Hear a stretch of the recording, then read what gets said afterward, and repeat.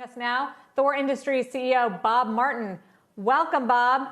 Nice shot there. These numbers were spectacular. North American towable RVs up 40%, 68% for motorized RVs. Where do those numbers go from here?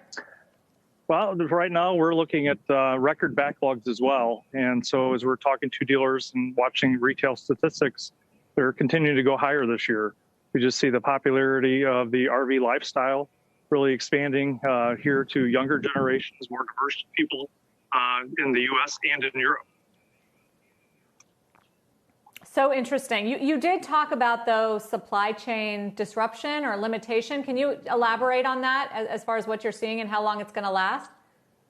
Yeah, it's been a lot of different things this year through supply chain. A lot of it is COVID related. Some of our suppliers will have shutdowns, and it could be a few days or it could be a few weeks.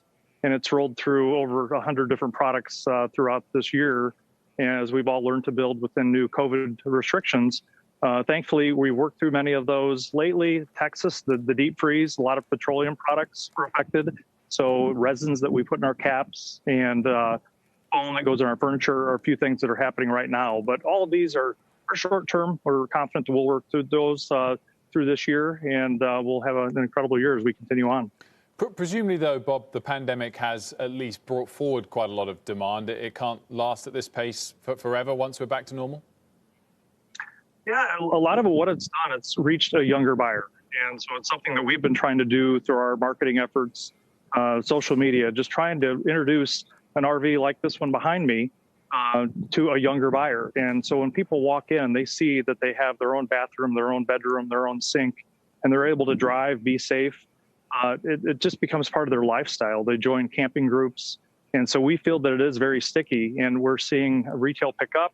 And as we get into this next generation of buyers, the millennial generation is larger than the boomers. So we see this as a long-term opportunity for the entire industry.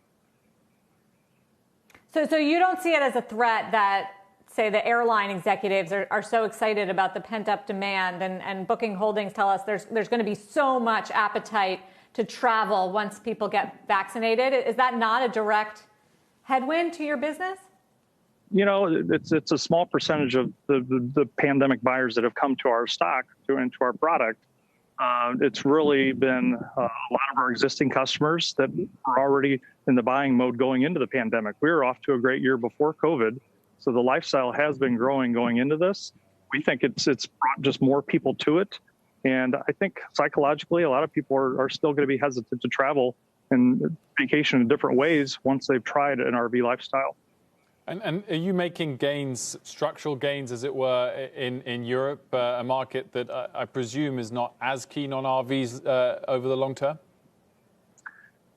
Europe's been very interesting. Europe, the units like you see behind us are called Class B camper vans. And they're very prevalent in Europe, and that market has expanded to 80% of the market are small camper vans. And that market is expanding as much, if not more, than the U.S. So we're seeing great strides, and it's the same drivers. It's younger, more diverse buyers coming to our industry with just this yearn for products and staying closer to home and being still able to get outside on a nice day and enjoy time with your friends and family. Shepard Smith here. Thanks for watching CNBC on YouTube.